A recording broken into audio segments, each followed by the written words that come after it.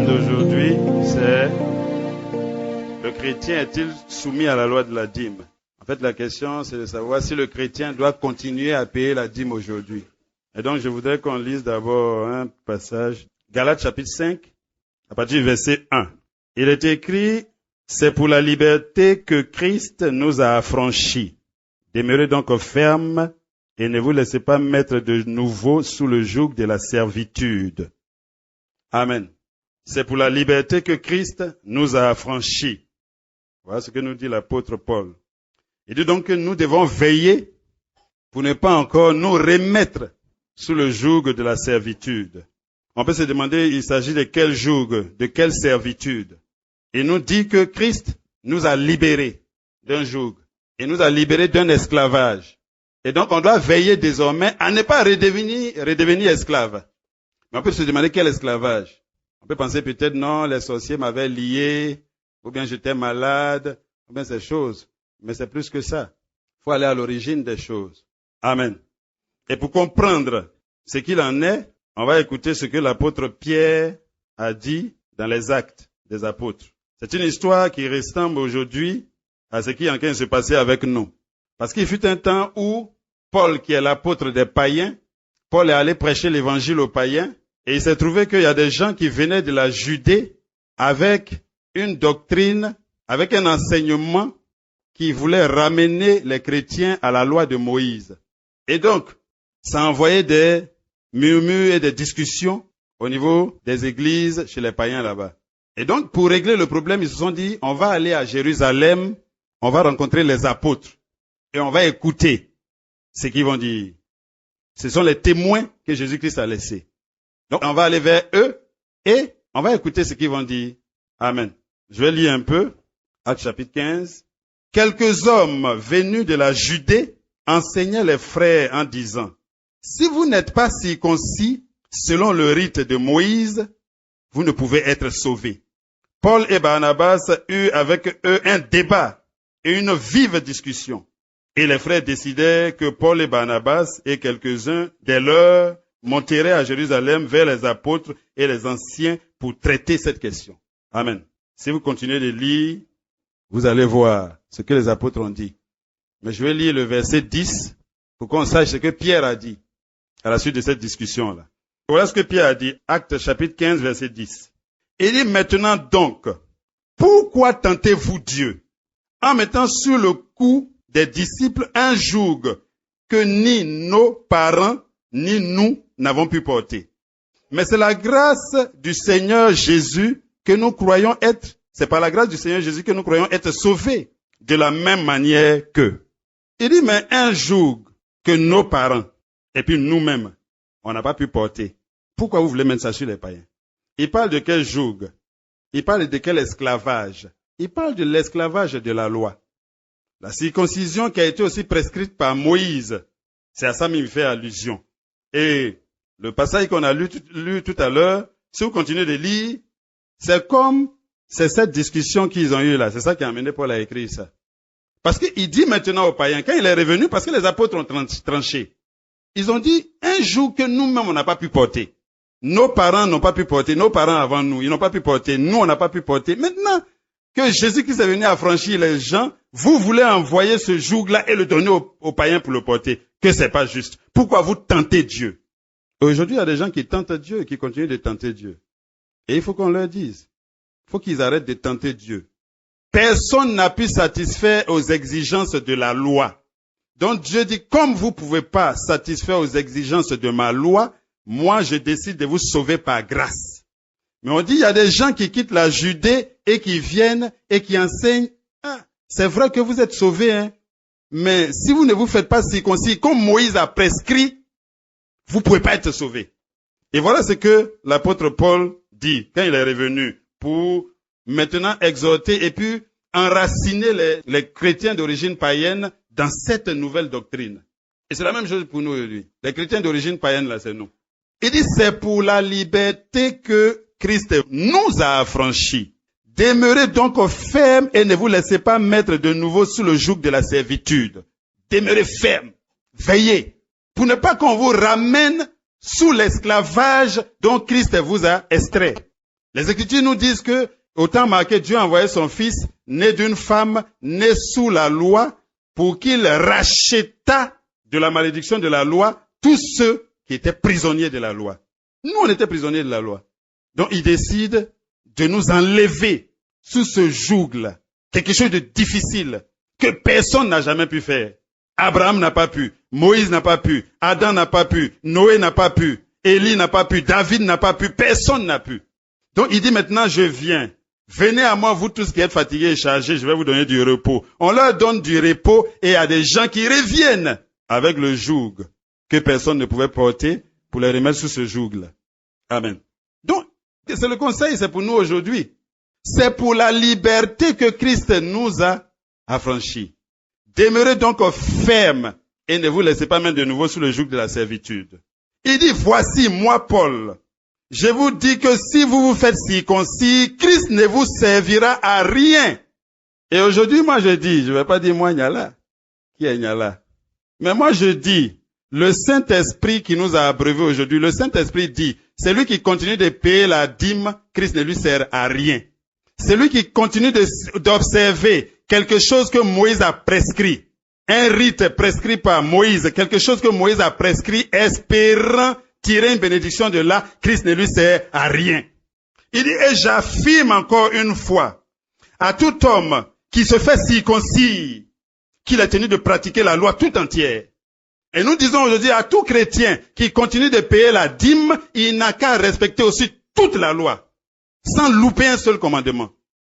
Il dit, vous êtes séparés de Christ, vous tous qui cherchez la justification dans la loi, vous êtes déchus de la grâce. Quelqu'un même peut, par son incrédulité, se séparer de la grâce et se remettre sous la loi, sous l'esclavage, dont il est venu nous délivrer. Amen. C'est bien que ce soit la circoncision ici. Tout ce que nous on a à faire en tant que rachetés, remplacer circoncision par dîme. Et généralement on dit non, la dîme ne fait pas partie de la loi. Parce que Abraham a payé la dîme avant que la loi ne soit donnée à Moïse. Mais Abraham aussi a prescrit qu'il faut circoncire ses enfants avant que la loi ne soit donnée à Moïse. Donc on peut dire aussi que la circoncision ne fait pas partie de la loi. Puisque ça a été donné à Abraham avant. S'ils estiment que la dîme ne fait pas partie de la loi parce que Abraham a payé la dîme avant la loi, on peut dire aussi que la circoncision, ça a été prescrit d'abord à Abraham avant que la loi ne soit donnée à Moïse. Moïse n'a fait que reprendre ça par la suite. Et c'est de toutes ces choses qu'on vient parler aujourd'hui. Amen. Donc, quelqu'un qui enseigne aujourd'hui à un chrétien qu'il faut continuer de payer la dîme, il tente Dieu. C'est Pierre qui a dit ça. Un jour que lui-même il ne peut pas porter, il met ça sur les enfants de Dieu. Chaque fin de mois, c'est une lutte. Il faut les voir en train de lutter. Payerai-je, ne payerai-je pas? Chaque mois, quand il réussit à payer cette fois-ci, le mois prochain, la lutte. C'est des luttes toute la vie, c'est des esclaves. Celui qui est libre, c'est celui qui a le Saint-Esprit. Le Saint-Esprit lui dit maintenant, mon enfant, je suis en toi. Prends 50 000, va donner ici. Quand tu entends comme ça, c'est avec joie, tu cours en chantant, tu t'en vas donner. Parce que c'est ta communion avec Dieu. Comme ça, le Saint-Esprit nous éduque. Maintenant, toi, tu as le Saint-Esprit aujourd'hui. Il y a quelqu'un qui vient avec un règlement de Moïse sur des tables de pierre pour mettre ça devant toi encore. Pour te tuer. On va prouver aujourd'hui que ceux qui enseignent aux gens de payer la dîme, là, ils ont ajouté quelque chose aux Écritures. Et ils n'ont qu'à faire attention parce qu'Apocalypse a dit, faut pas ajouter, faut pas retrancher. Et ils pensent que c'est nous qui avons retranché. C'est eux qui ont ajouté. Et on va montrer comment ils ont ajouté. Et celui qui veut continuer à être rebelle, il n'a qu'à être rebelle. Mais les enfants de Dieu qui veulent écouter Dieu, ils vont savoir où Dieu a parlé. Parce que le même problème s'est posé. Nous, c'est vrai que nous sommes sauvés, mais pour la bénédiction matérielle, c'est la dîme. Mais comment quelqu'un peut dire ça? Le salut de Jésus-Christ, comment ça va faire et puis ça ne contient pas la bénédiction matérielle? Comment ça peut faire pour être un salut incomplet? C'est un salut total, complet. Amen. Donc vraiment, chers frères et sœurs, c'est pour la liberté que Christ nous a affranchis. Demeurez donc fermes, veillez, que personne ne vous remette sous l'esclavage de la loi de Moïse. Veillez, que personne ne vous ramène sous le joug qu'aucun homme, le témoignage des Écritures dit que personne n'a pu. Et c'est pourquoi Malachie, à un certain moment, a commencé à leur parler. C'est des tricheurs, ils trichent eux tous. Israël trichait. Dieu dit, vous me volez. En fait, c'est parce qu'ils étaient sous cette alliance-là. Malachie même nous montre qu'en fait, ils ne respectaient pas. Et aujourd'hui, dans les dénominations, là, si tu prends sur 100, il y a 99,99 qui ne respectent pas ça correctement. Mais quand tu vas essayer de les enlever sous ce faux tuteur, là, faut les voir en train de se débattre. Pourtant, ils ne payent pas. Ceux qui sont fidèles, ils sont 1-1. Et Dieu même nous prouve que même si tu es fidèle dans ça, tu n'es pas fidèle dans autre chose. Donc, faut pas marcher sur cette base avec Dieu. Pierre dit à ces chrétiens qui sont venus de Judée, qui sont allés chez les païens là, Pierre dit, mais pourquoi vous voulez tenter Dieu? Vous-même, vous savez que personne n'a pu respecter la loi de Moïse. La loi a été donnée à Moïse. Moïse a donné la loi à Israël. Qu'est-ce que ça a produit? L'esclavage en Babylonie, l'esclavage sous les Romains. Quand Jésus est venu, ils étaient esclaves. Parce que Dieu a dit, si vous ne respectez pas ma loi, vous serez esclaves. Si vous ne respectez pas, je vais vous chasser comme j'ai chassé ceux que vous avez chassés. Et non, à un certain moment, ils ont été chassés aussi en Babylonie. C'est ça Pierre dit, Pierre honnête. Il dit un jour que nous, on n'a pas pu. Nos parents n'ont pas pu, nous, on n'a pas pu. Mais pourquoi vous envoyez ça aux païens? Amen. Donc je le dis encore, chers frères, chers sœurs, c'est pour la liberté que Christ nous a affranchis. Demeurons donc fermes. Veillons à ce que personne ne nous mette encore sous le joug de la servitude. Parce que dès qu'il se met sous la loi, il te met sous la malédiction. Quand il te dit, c'est en payant la dîme que tu seras béni, en fait, il te maudit. Il te maudit. Amen. Donc, on va essayer de présenter la situation. La dîme, c'est un trait de la loi qui a été donné à Moïse. Il s'agit d'une offrande obligatoire. C'est pas une offrande volontaire. La dîme est une offrande obligatoire qui dit que on doit consacrer le 10e de son revenu. Et c'était pas pour tout le revenu même. Il y a des choses que Dieu avait indiquées. On apportait la dîme de ces choses-là. Les cultures de rente. Par exemple, les grandes cultures comme la vigne, ou bien le froment, le blé. C'est pourquoi on va lire tout à l'heure où ils sont arrivés. La dîme là a plu jusqu'à même les petits cubes magie on met dans la sauce là. Ils payent dîme de cubes magie. Ils coupent le cube magie là et puis ils prennent le 10e. C'est ce qu'il dit. Vous payez la dîme de la menthe, de l'année, du cumin. C'est des arômes, c'est des condiments. Et on va en parler. Amen. Donc, c'est une offrande obligatoire. C'est pas volontaire, la dîme. Et donc, aujourd'hui, on constate que c'est le sujet le plus important dans l'enseignement des évangéliques. Et même des catholiques aussi, parce que les catholiques, un peu pieux, là, généralement, tu leur demandes de payer la dîme. Ou plutôt, on enseigne qu'il faut payer la dîme. Et donc, aujourd'hui, que ce soit les catholiques, les évangéliques, pentecôtistes, les branhamistes, eux tous, ils payent la dîme. C'est l'enseignement même le plus important. On a l'impression qu'on a tout accompli quand on paye la dîme. Et des adultères viennent avec leur dîme d'adultère, et puis on prend ça, on met dans un panier, on fait quelque chose avec. Au lieu de leur dire que c'est toi-même que Dieu veut. C'est pas à toi de ça, et puis après, non, on prend. Et c'est l'essentiel, c'est ça en fin de compte. Comme si Dieu était trop dans le besoin. Et en fin de compte, c'est ce qui est présenté aux gens. La plupart des prédications, maintenant, ça tourne autour de la dîme. Généralement, quand on va vers les fins de mois, la prédication commence à s'appuyer un peu plus sur la dîme.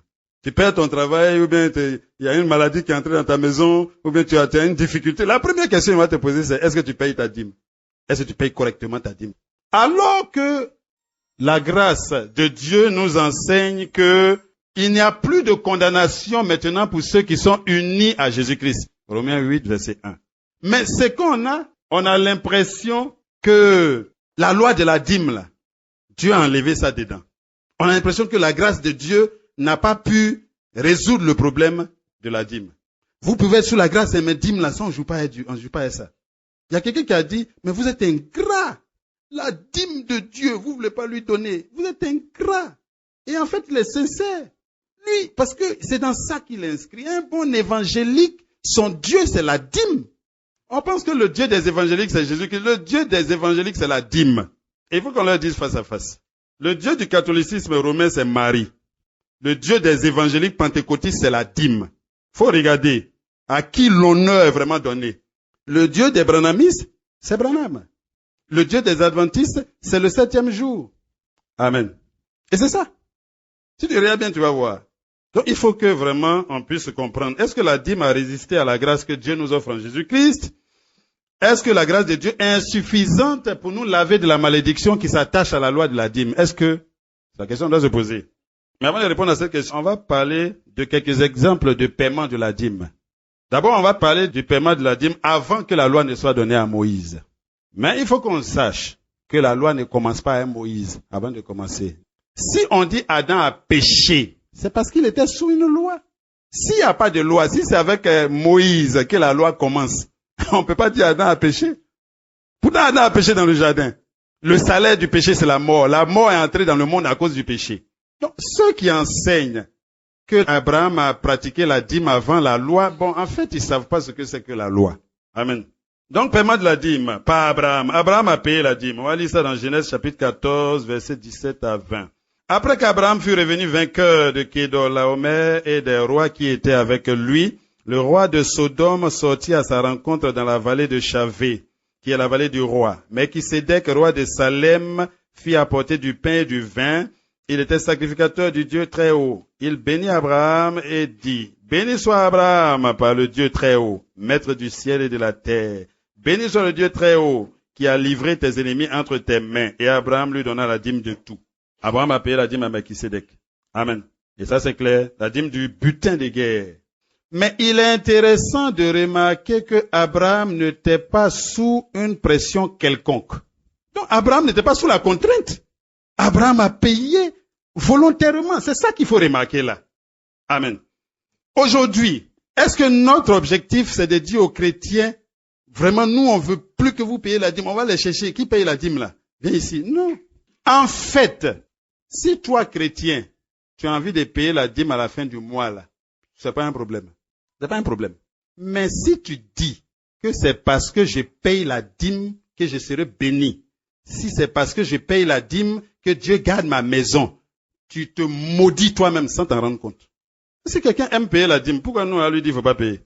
Lui-même, ça lui plaît. Quand il paye là-même, ça lui plaît. C'est facile pour lui, il paye, ça lui plaît. Et pendant qu'il paye, il dit pas que c'est pour être béni. Il dit pas que non, lui, il paye parce qu'il a envie de payer. Si un mois où il peut pas payer, il paye pas et puis ça lui cause aucun problème. Sa bénédiction n'est pas rattachée à ça. Rien n'est rattaché. Il le fait avec plaisir. Si quelqu'un le fait avec plaisir, mais non, il n'y a aucun problème. Mais pourquoi Dieu a donné ce message? Parce que des milliers et des milliers de rachetés de Dieu sont sous ce joug-là. Chaque mois, ils luttent. Et c'est ça le problème. C'est à ceux-là que Dieu apporte la libération. Amen.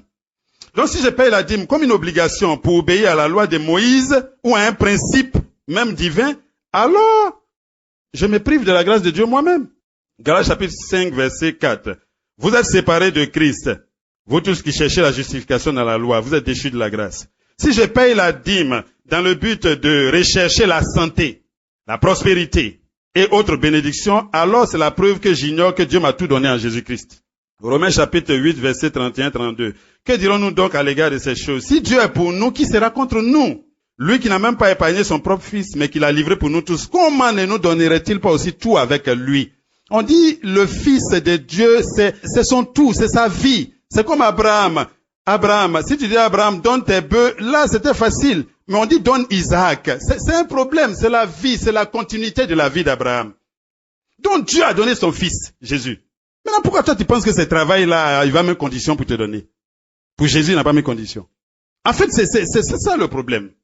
Si je paye la dîme pour échapper à la malédiction de Malachie chapitre 3, alors c'est la preuve que je ne sais pas, ou bien que j'ignore que je ne suis plus sous la loi, mais sous la grâce.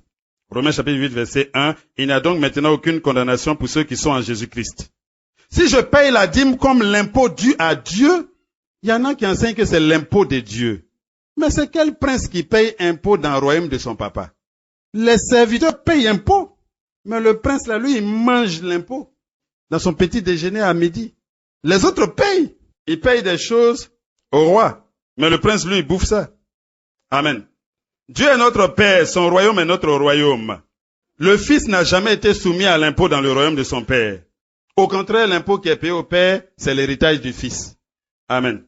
Donc, Romains chapitre 8, verset 14 à 17, car tous ceux qui sont conduits par l'Esprit de Dieu sont fils de Dieu. Et vous n'avez pas point reçu un esprit de servitude pour être encore dans la crainte, mais vous avez reçu un esprit d'adoption par lequel nous crions Abba Père.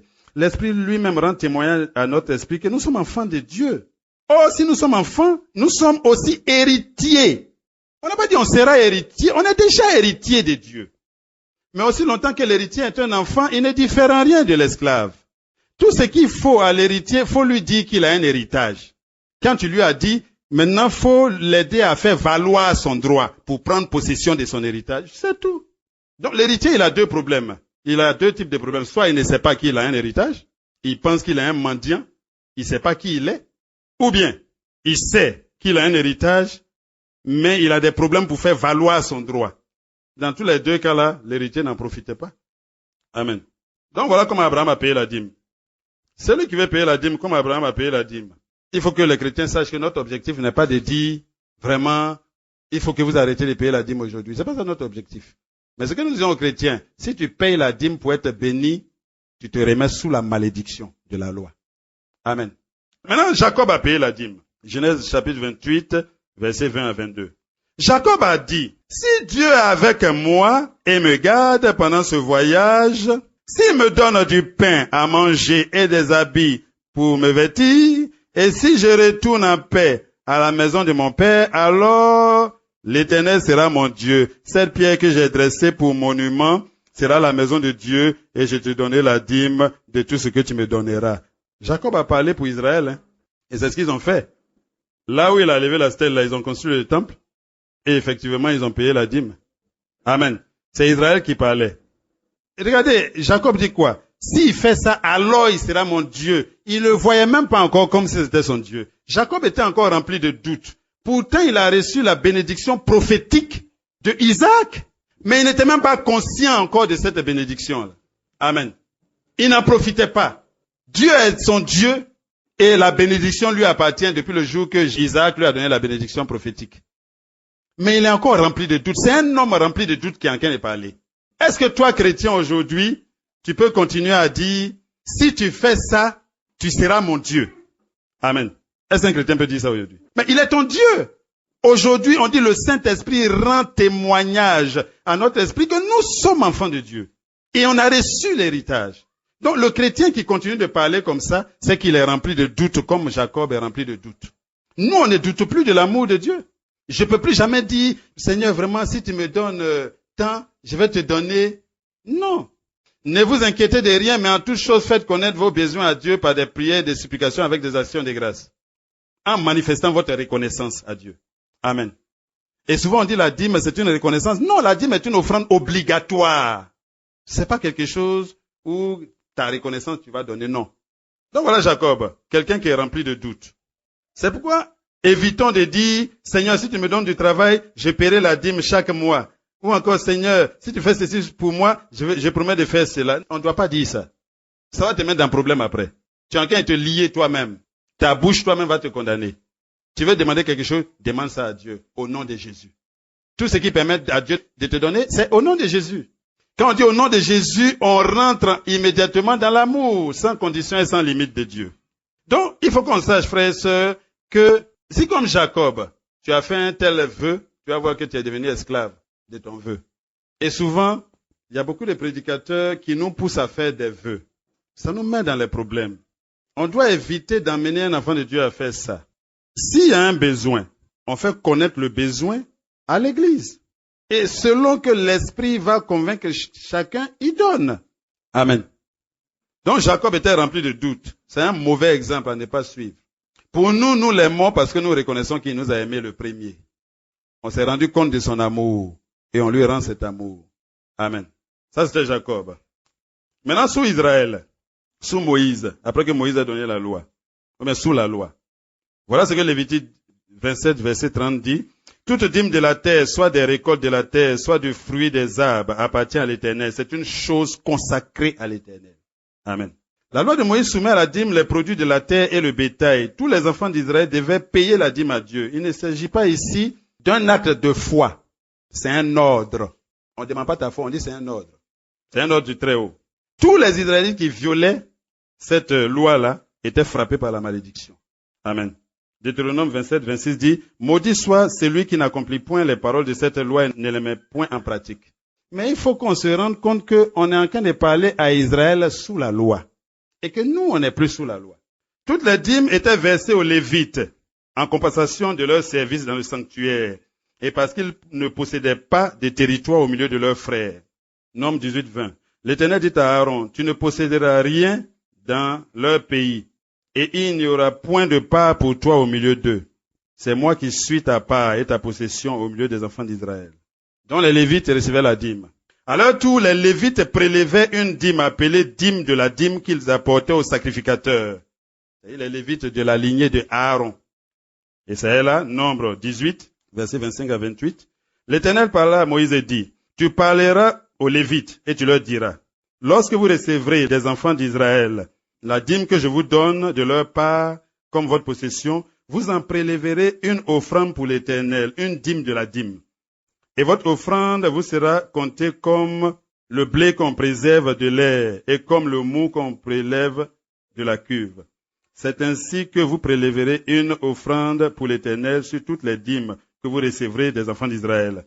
Et vous donnerez au sacrificateur Aaron l'offrande que vous en aurez prélevée pour l'Éternel. Donc Israël payait la dîme à leurs frères, descendants de Lévi, et les Lévites payaient la dîme aux enfants de Aaron, les sacrificateurs. Et les sacrificateurs, quant à eux, ils payaient aucune dîme. Eux, ils mangeaient la dîme. Amen. Donc, il faut qu'on comprenne, la nouvelle alliance sous laquelle nous vivons désormais fait de chaque racheté un sacrificateur. Nous sommes tous sacrificateurs désormais. Amen. Dans la race des sacrificateurs, on dit même pas lévites, on dit nous sommes tous sacrificateurs.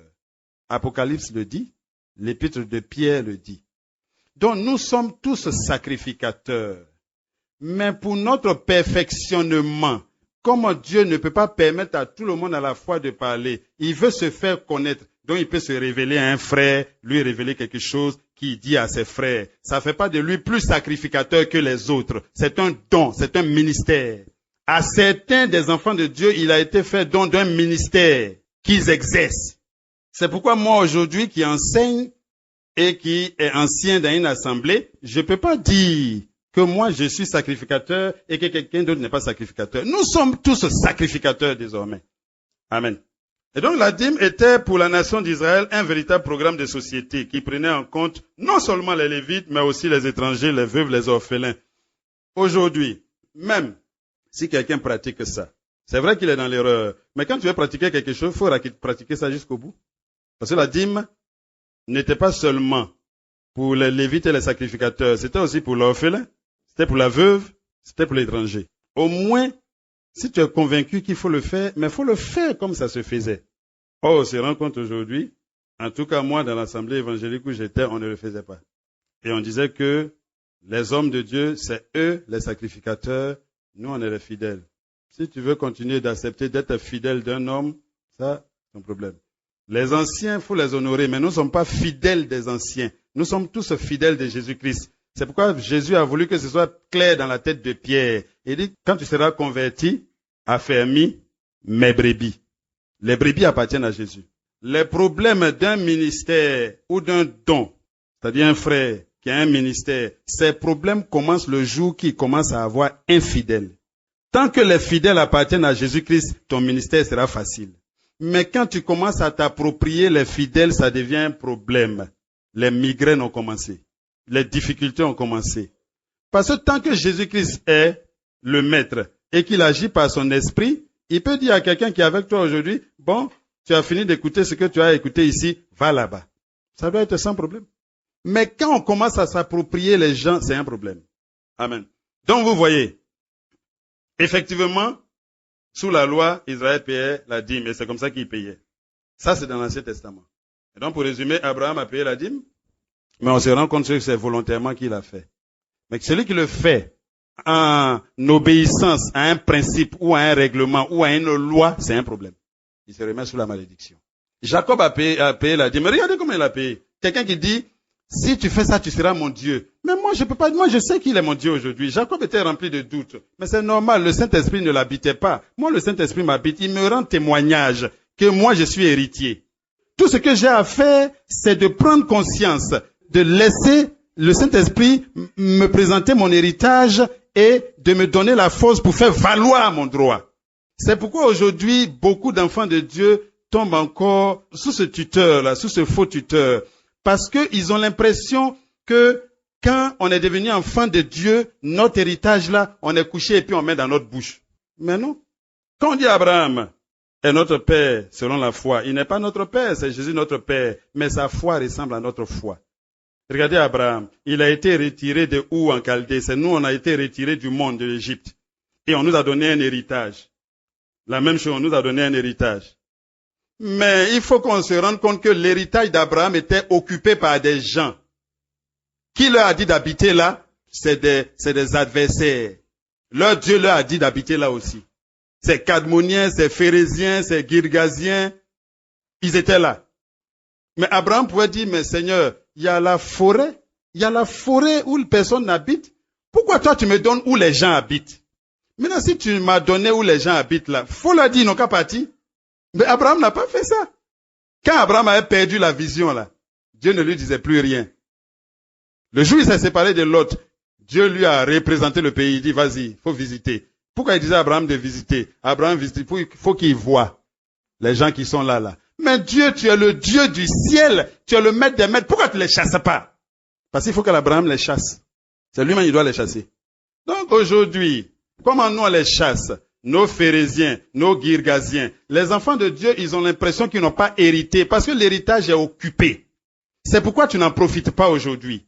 Mais on nous a dit que Abraham, lui, il devait les chasser dans le physique. Mais nous, l'apôtre Paul nous a dit que nous n'avons pas à lutter contre des êtres de chair et de sang. Mais on a nos ennemis dans le monde spirituel, les principautés, les dominations qui essaient de s'accaparer notre héritage. Toi, tu es enfant de Dieu. Par exemple, il y avait esprit de célibat dans ta famille. Toi, tu es né de nouveau. Tu n'es plus dedans. Mais le démon, là, il continue de te réclamer. C'est pas pour dire on va briser le lien. Viens, on va briser. Non, le lien, on peut plus. Dieu n'a jamais dit à un homme de briser le lien. Il dit, il faut leur dire que le lien a été brisé à Golgotha. Il faut donner l'information. Pour que le frère dise, mais on dit le lien a été brisé, donc je te dois plus rien. Qu'est-ce que tu fais là? Sors de ma maison. Je ne te dois rien. L'acte dont les ordonnances me condamnaient a été détruit. Donc, c'est lui qui fait pas valoir ses droits, qui est toujours en train de limiter, de taper des liens, essayer de trucs, et c'est pas avec quoi, mais il perd son temps. Abraham les a chassés.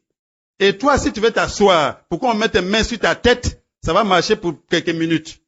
Mais ils seront là quand même. Et puis c'est 10 peuples. Eux, ils n'ont pas dit ils vont déménager. Ils sont là. C'est à genoux, avec tes 2 genoux à terre que tu vas les chasser. Et au fur et à mesure que tu remportes la bataille dans le spirituel, tu vas voir que ton héritage devient évident devant toi. Amen. Donc voilà. Voilà comment la dîme a été payée dans l'Ancien Testament. Maintenant, on va passer au passage qui mentionne la dîme dans le Nouveau Testament. Amen. Mais avant de parler de ça, c'est-à-dire qu'il y a des choses dont on parle, ça semble tellement prétentieux qu'on peut peut-être nous accuser. Mais en fait, c'est pas pour se prendre pour quelque chose. Mais il faut qu'on le dise. Matthieu, Marc, Luc et Jean. Moi, je vais poser une question. C'est une question qui semble bizarre, mais ça mérite d'être posée. Matthieu, Marc, Luc et Jean. C'est l'Ancien ou bien c'est le Nouveau Testament? Vous voyez la question là, non? Ça me fait peur moi-même de poser ça. Parce que c'est comme ce monsieur-là, qu'est-ce qu'il a en train de dire? Où il va encore? Mais celui qui dit que Matthieu, Marc, Luc et Jean, c'est le Nouveau Testament, c'est qu'il est tombé dans le piège des théologiens. Parce que quand les hommes ont écrit leur livre, là, eux, ils n'ont rien classé. Chacun a écrit. Ils n'ont pas classé. C'est les théologiens qui ont classé. De Genèse à Malachie, c'est effectivement l'Ancien Testament. Matthieu, Marc, Luc et Jean, ça contient une grande partie de l'Ancien Testament et puis une petite partie du Nouveau Testament. Amen. Testament. Voilà ce que Hébreu dit. Hébreu chapitre 9, verset 16. Car là où il y a un testament, il est nécessaire que la mort du testateur soit constatée. Un testament, en effet, n'est valable qu'en cas de mort, puisqu'il n'a aucune force tant que le testateur vit. Tant que le testateur vit, le testament n'est pas disponible. Et il ne peut même pas avoir effet. Le testateur de l'ancienne alliance, c'est qui? C'est Moïse. Mais comme Moïse ne pouvait pas se suicider, il a tué un animal.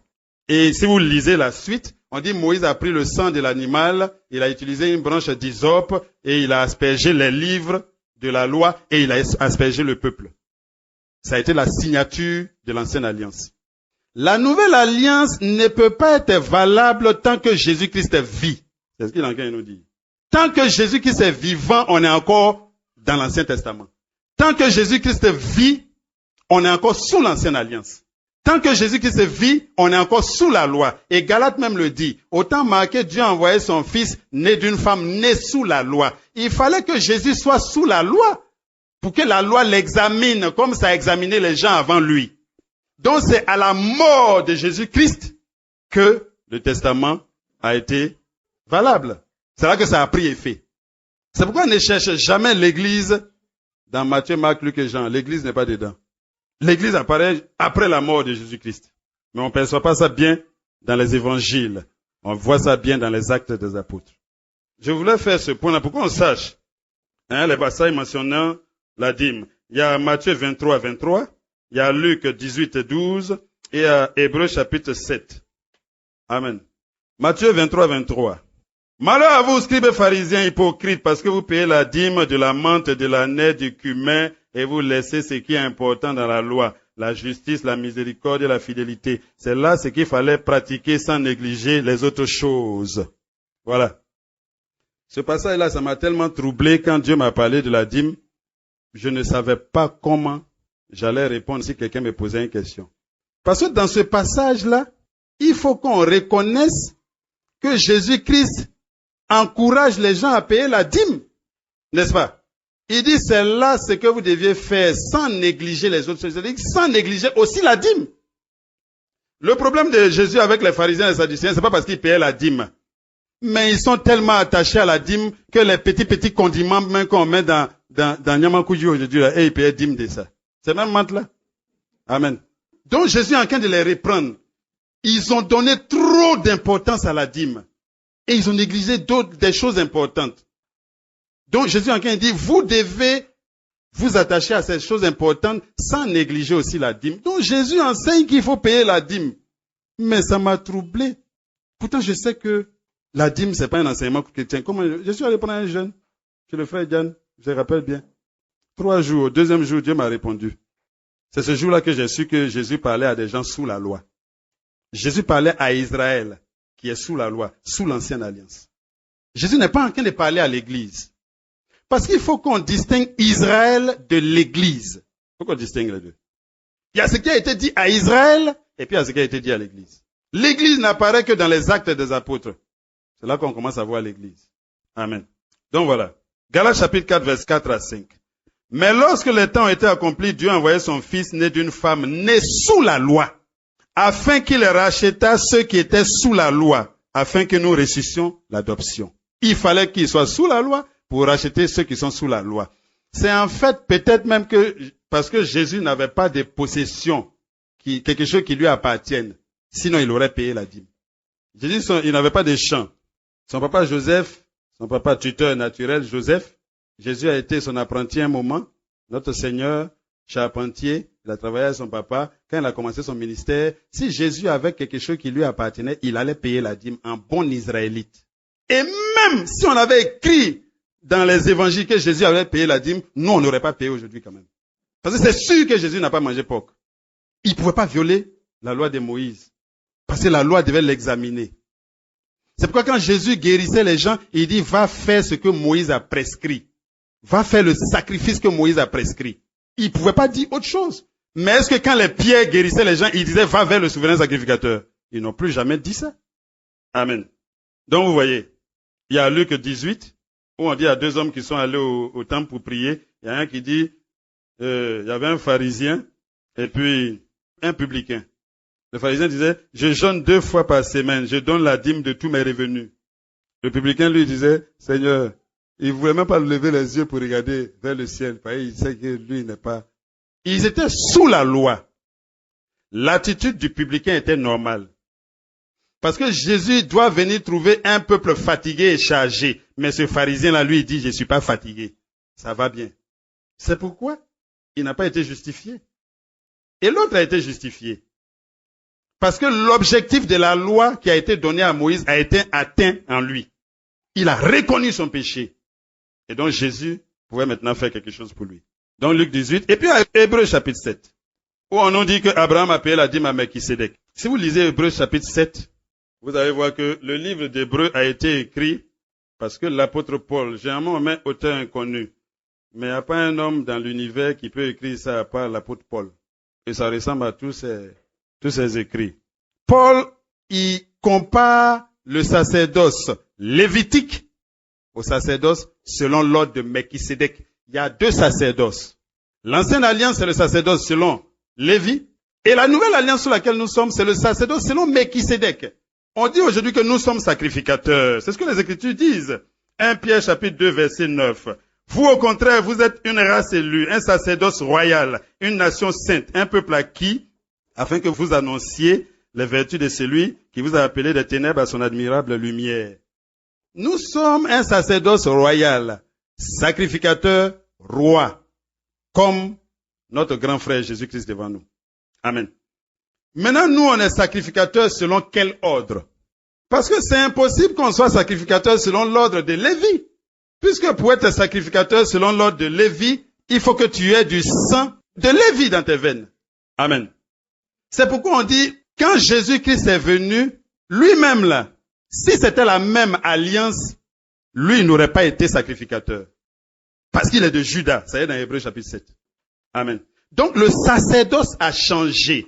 Qui t'a enfanté? Si c'est Lévi qui t'a enfanté, tu es sacrificateur selon l'ordre de Lévi. Si c'est Jésus-Christ qui t'a enfanté, mais tu es sacrificateur selon l'ordre de Jésus-Christ. Oh, dedans on dit, Jésus-Christ a été rendu semblable à Melchisédek. Il lui a été dit, tu es sacrificateur pour toujours selon l'ordre de Melchisédek. Qui est ce fameux Melchisédek là? C'est Jésus-Christ.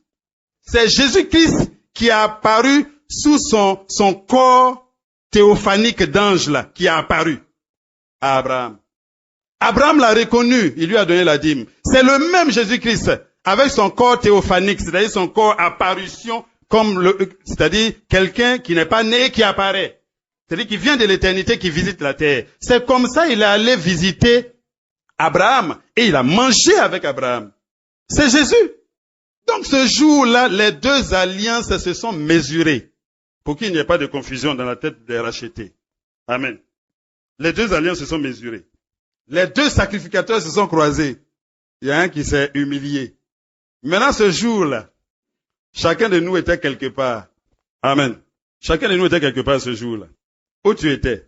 Nous qui sommes rachetés de Dieu aujourd'hui, nous qui avons été adoptés, nous sommes sacrificateurs selon quel ordre? Selon l'ordre de Melchisédek. Notre sacrificature n'est pas une sacrificature où on change chaque année. Non, non, non. Nous sommes des êtres éternels désormais. La vie de Dieu, la sémence incorruptible de Dieu qui est entrée en nous, ce n'est pas comme Aaron où on le change chaque année. C'est pourquoi notre Jésus, depuis l'an 0, là, ou bien l'an 33, quand il est mort, on l'a plus changé. Il est là devant nous. Il est là devant nous. Donc si toi tu étais c'est sûr que tu n'étais même pas dans le rein d'Abraham. Amen. Et c'est ça le problème. Toi, tu étais où?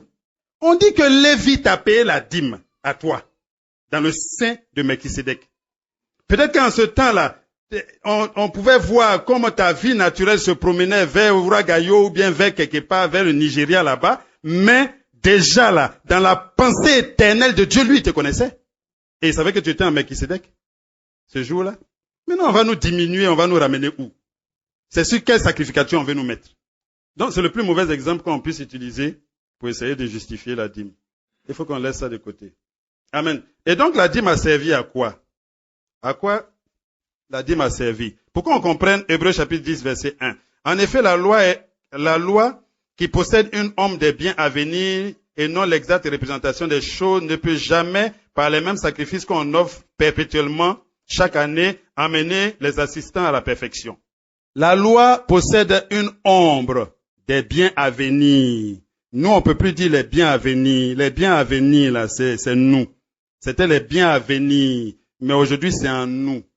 C'est pourquoi on dit, la loi est venue par Moïse, mais la grâce et la vérité sont venues par Jésus-Christ. Moïse n'a pas enseigné la vérité. Moïse a enseigné l'ombre de la vérité. Moïse a parlé de la vérité, mais en symbole. Moïse a donné des types de la vérité qui est en Jésus-Christ. C'est pourquoi le sabbat est une pédagogie de Dieu. La dîme est une pédagogie de Dieu. C'est un pédagogue. On dit la loi était un pédagogue pour nous conduire à la vérité. Ce que Dieu veut, ce n'est pas que tu lui consacres 10% de ton revenu. L'objectif de Dieu, c'est que tu sois un sacrifice vivant, de mort que tu étais. Maintenant, est-ce qu'un sacrifice, quelqu'un qu'on va sacrifier, est-ce que lui, on parle d'héritage même? On t'a attrapé pour aller te sacrifier. Parce que tu as été offert un sacrifice. Donc, ce que Dieu veut, c'est que nous soyons des sacrifices vivants. Qu'est-ce qu'on sacrifie? Toute notre vie naturelle. Ça doit passer en sacrifice. Le vieil homme qui vivait en nous, il doit mourir pour que l'homme nouveau qui puisse vivre. Et qui se déploie. Parce que quand on parle en langue et puis on comprend pas, on ne sait pas ce que c'est. Et quand on dit souvent aux chrétiens que Jésus, c'est un nom en français, vous pensez que c'est ce qu'il va porter dans l'éternité? Mais c'est un nom en français, c'est de l'intelligence des hommes. Mais on parlera notre langage. C'est sûr qu'on va pas parler français, on va pas parler anglais, on va pas parler Dida, on va pas parler Moussi, on va pas parler Sénoufo, non. Amen. Donc, la dîme, c'est la pédagogie de Dieu. Le sacrifice des animaux que Moïse a appris aux gens, c'est la pédagogie de Dieu pour nous enseigner le sacrifice de l'agneau. La circoncision que Moïse faisait sur l'appareil génital de l'homme, c'est la pédagogie de Dieu pour nous enseigner la circoncision du cœur. C'est la manière de Dieu de nous expliquer ça. Le sabbat est la pédagogie de Dieu pour nous amener à consacrer tous nos jours à Dieu. Ce que Dieu veut aujourd'hui, c'est pas un jour. Dieu veut tous les jours. Donc un chrétien ne peut pas dire que le dimanche c'est le jour du Seigneur, et lundi, et mardi, et mercredi. C'est pourquoi Jésus-Christ a dit, pendant que il dit, n'avez-vous pas appris que quand tout Israël arrête de travailler, les sacrificateurs n'arrêtent pas de travailler. Eux, ils violent le sabbat dans le temple, les termes de Jésus, ils violent le sabbat dans le temple sans se rendre coupables. Ça veut dire quoi? Eux, ils n'arrêtent pas de travailler parce que leur activité glorifie Dieu. C'est ce que Dieu veut. Ce que Dieu veut aujourd'hui, ce n'est pas que tu fasses sa volonté le dimanche, mais que tu fasses sa volonté lundi, mardi, mercredi, jeudi, vendredi, samedi, dimanche. Et que tu tombes pas dans le piège des sabbats encore. C'est Jésus-Christ qui est notre sabbat. Celui qui entre en Jésus-Christ se repose de ses œuvres. Il laisse le Saint-Esprit œuvrer. C'est ce que Paul explique aussi dans Hébreu. Vendredi, c'est le sabbat des musulmans. Samedi, c'est le sabbat des juifs. Dimanche, c'est le sabbat des catholiques, catholicisme romain, évangélique, branhamisme et tous leurs enfants et petits-enfants. C'est ça. Donc, il faut qu'on sorte de ces choses. Sors de ça. Aujourd'hui, notre vie est le culte. Nos membres sont les instruments du culte. Je peux plus prendre mes yeux qui sont les instruments du culte pour regarder n'importe où avec. Je peux plus prendre ma langue qui est un instrument de culte pour critiquer les gens. Je peux plus prendre ma bouche qui est un instrument de... c'est pas pour manger notre bouche là. C'est un instrument de culte. Même si on utilise ça pour manger. Amen. C'est un instrument de culte. Notre corps est le temple de Dieu. Notre vie, nos membres sont les instruments du temple et notre vie est l'adoration, la bonne odeur qui monte au ciel. C'est notre vie. Ça, il faut que chaque chrétien sache. Il faut que tu te prennes au sérieux. Quand tu as te laver, c'est un culte. Fais attention à ce que tu fais dans la douche. Quand tu vas au marché, c'est un culte que tu rends à Dieu. Fais attention à ce que tu dis dans le taxi là. Quand tu vas sur la route pour faire passer les voitures, frères policiers, mais c'est un culte. Fais attention aux jetons. Parce que toi, tu n'es pas comme les autres. Tu es un saint sacerdoce. Quand toi, tu vas au service, fais attention. Tu peux pas faire les petites magouilles comme les autres. Mais comme on nous a pas enseigné comme ça, c'est généralement dimanche qu'on s'apprête.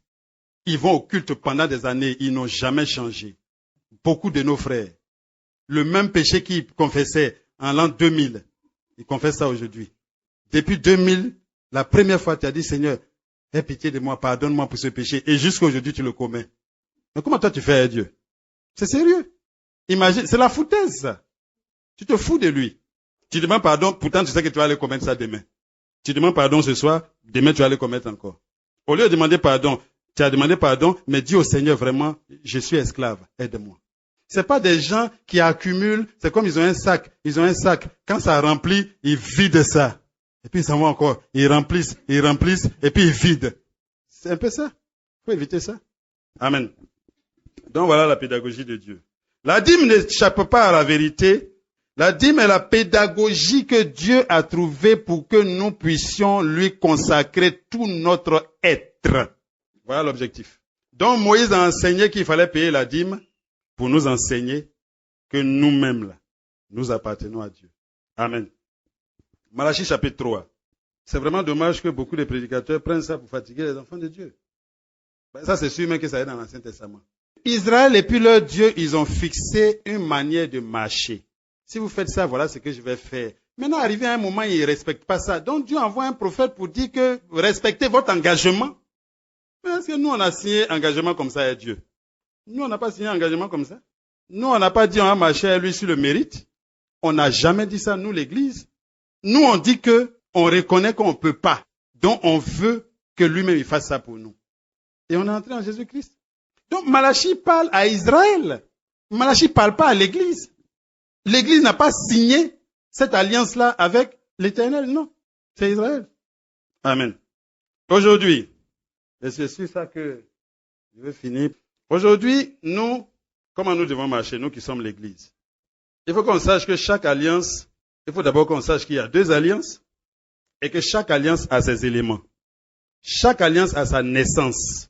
On pense que c'est Israël seulement qui était sous la loi, mais tous ceux qui naissent d'une femme, ils sont immédiatement sous la loi. L'alliance de la loi, c'est la vie naturelle. C'est pourquoi on parle de nouvelle naissance pour entrer dans la nouvelle alliance. Donc tous ceux qui sont nés d'une femme, comme ce Nicodème ce jour-là, et qui n'était pas né de nouveau, il ne peut pas appartenir à l'Église. Jésus était en train d'expliquer les choses du royaume. Il a dit à Nicodème, comment toi tu es docteur en Israël et puis tu ne sais pas. Parce qu'en fait, Ézéchiel a parlé de ça. Ézéchiel a prophétisé qu'un temps vient où Dieu va leur donner un cœur nouveau, un esprit nouveau, et il fera en sorte. Donc Jésus s'étonne que Nicodème ne sache pas ça. C'est ce temps-là qui était en train de s'accomplir, et il s'est accompli aujourd'hui en nous. Amen. Donc chaque alliance a ses éléments. L'ancienne alliance a sa naissance. L'ancienne alliance a son esprit. L'ancienne alliance a son temple. L'ancienne alliance a son adoration. L'ancienne alliance a son culte. L'ancienne alliance a son espérance. La nouvelle alliance a sa naissance. La nouvelle naissance. La nouvelle alliance a son homme, l'homme nouveau. Pour l'ancienne alliance, c'est l'ancien homme, le vieil homme. La nouvelle alliance a son temple. Dieu ne nous envoie plus construire des bâtiments. Si vous voulez, les chrétiens veulent avoir des salles de réunion, c'est pas un problème. Mais si tu appelles ça temple, c'est comme tu es en train de tenter Dieu. Parce que la Bible nous dit que c'est nous qui sommes le temple aujourd'hui, nous l'Église. La nouvelle alliance a son culte. C'est ça que Jésus a parlé. Un temps vient où ce ne sera plus sur cette montagne, ni dans telle maison, mais ça sera en esprit et en vérité. C'est plus la même adoration. L'adoration d'Israël c'est des cultes, c'est des principes, c'est des pratiques, c'est des rituels. Nous, notre adoration ne contient rien. Il n'y a pas huile, il n'y a pas sel, il n'y a pas l'eau, il n'y a rien dedans. C'est Israël qui a ajouté un peu de sel, un peu de farine, il met ici, il met un peu de vin. Non, non, non. Nous, notre adoration, c'est dans l'esprit. On dit Dieu est esprit. Israël adorait dans les rituels. Nous, on adore dans l'esprit. Donc, on peut plus aller vers un bâtiment qui est notre temple. Et donc, chaque alliance a ses éléments. Et le Seigneur m'a dit, le perfectionnement final, c'est-à-dire le travail final que le Saint-Esprit est en train de faire dans son Église, il est dans le discernement des 2 alliances. Quand ton esprit va séparer l'ancienne de la nouvelle alliance, les éléments seront devant toi, tu pourras les saisir et tout le doute va te quitter. Donc aujourd'hui, l'ancienne alliance, chaque alliance a son docteur. Qui est le docteur de l'ancienne alliance? C'est Moïse. Qui est le docteur de la nouvelle alliance? C'est Jésus-Christ. Mais il s'est révélé à travers l'apôtre Paul. Ou bien à travers les apôtres. Lisez dans les Écritures. Sous l'ancienne alliance, on disait la loi et les prophètes. L'accomplissement de l'ancienne alliance se trouve dans la loi et les prophètes. C'est-à-dire au commencement, Moïse a posé un fondement qu'aucun prophète ne doit remettre en cause. C'est pourquoi tu vas voir à partir de Moïse, personne ne pouvait remettre en cause ce que Moïse a dit. Personne ne pouvait toucher à ça. Jérémie ne doit pas toucher à ça parce que le prophète, son rôle, c'est de ramener à la doctrine. Si les gens s'éloignent, il les ramène. Donc c'est ce qu'ils ont fait si vous regardez. Ou bien le prophète vient, il y a un problème particulier, il vient, il résout le problème. Mais le prophète rappelle toujours la doctrine. C'est pourquoi personne n'a remis ce que Moïse a dit en cause. Mais quand Jésus est venu, il y a eu une réaction. Israël n'a pas dit Jérémie a dit, toi tu dis quoi? Israël n'a pas dit Élie a dit, toi tu dis quoi? Parce qu'ils savent que Moïse a mis la doctrine. C'est la doctrine qui sanctifie le peuple. C'est la doctrine qui produit la qualité de vie. Donc Moïse a posé au commencement la doctrine. Personne ne doit remettre ça en cause. Mais Jésus-Christ est venu, il a dit quoi? Moïse a dit de la lapider, moi j'ai dit ne la lapidez pas. Un plus grand docteur vient pour révéler maintenant la vérité qui était dans les symboles que ce docteur imitation a donné au peuple. Et Jésus-Christ lui-même, il n'a jamais enseigné sa propre doctrine. Il a parlé de la morale en général. Mais les apôtres ont enseigné la doctrine de Jésus-Christ. Particulièrement l'apôtre Paul.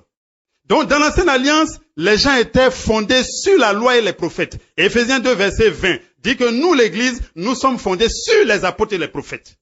Donc, la question qu'on doit se poser aujourd'hui, comment les apôtres ont vécu au commencement? On ne peut pas me dire d'écouter docteur Moïse pendant que docteur Paul a parlé, pendant que docteur Pierre, pendant que les apôtres ont parlé. On ne peut pas me dire d'écouter. Moïse dit que si tu manges le porc, c'est un animal impur. À Pierre, Jésus dit, Pierre, je te dis, tu et mange. Pierre dit, ah, mais Moïse dit que c'est impur. Il dit, ah bon? Moi, je te dis, c'est pur, maintenant mange. C'est pourquoi nous, on mange porc aujourd'hui. Amen. Donc, chaque alliance a son docteur. Chaque alliance a ses prophètes. Chaque alliance a son accomplissement. Quand c'est bien séparé, on saura où on va. Donc, aujourd'hui, Apocalypse chapitre 22, versets 18 et 19.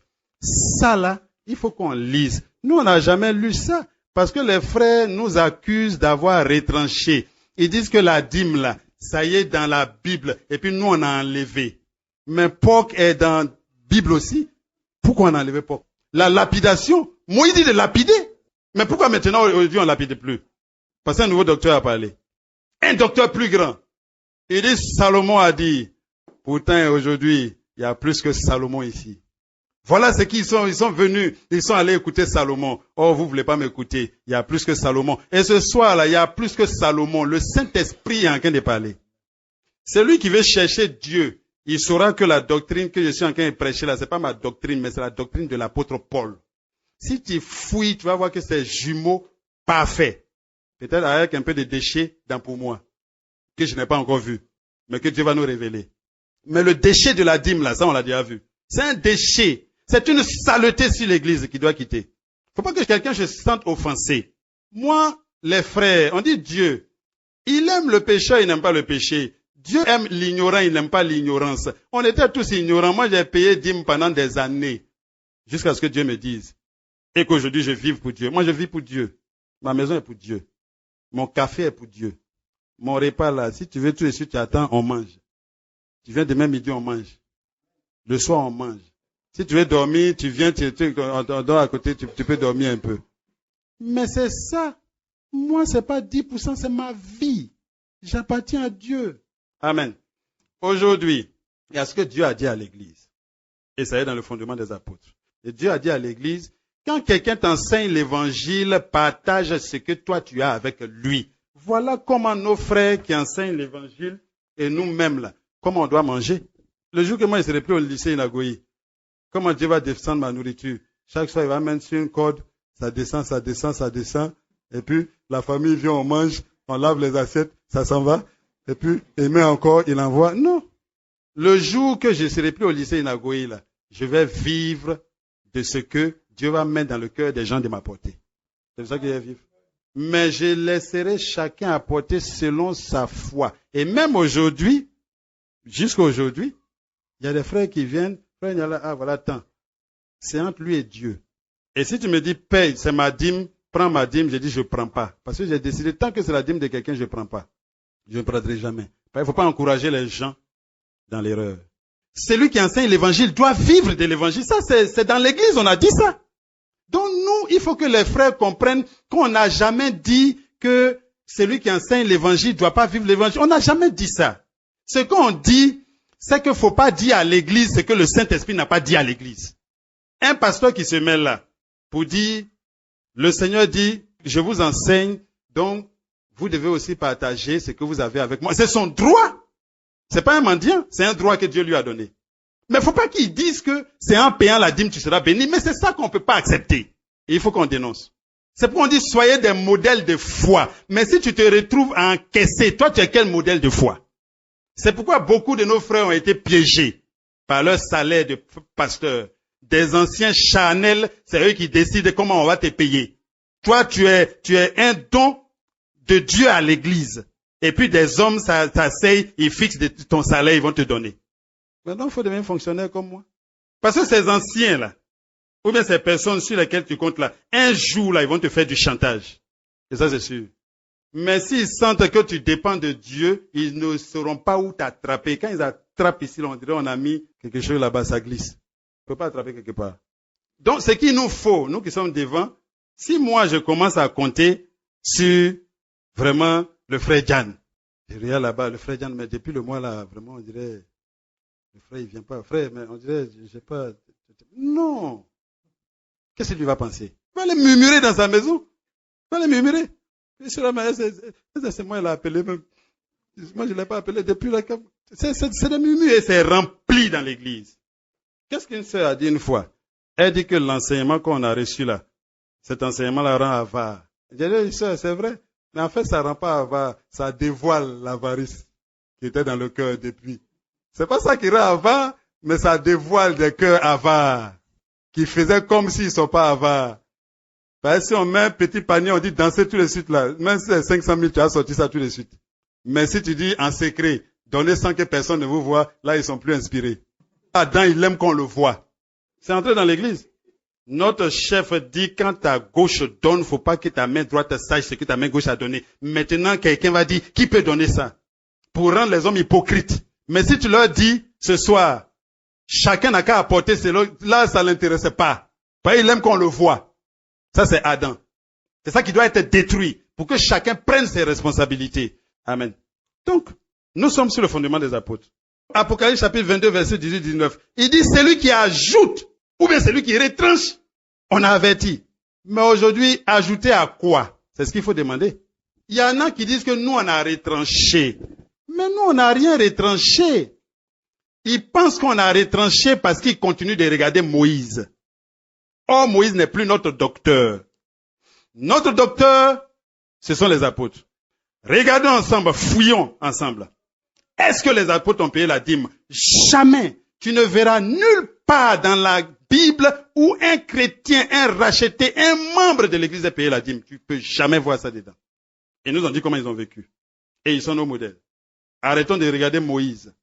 Regardons vers les apôtres. Que le Seigneur nous fortifie. Je veux vraiment rappeler ce que l'apôtre Paul nous a dit. Il nous a dit, c'est pour la liberté que Christ nous a affranchis. Demeurez donc fermes et ne vous laissez pas mettre de nouveau sous le joug de la servitude. Amen. Frères et sœurs, je suis sûr que nous tous ici on est chrétiens.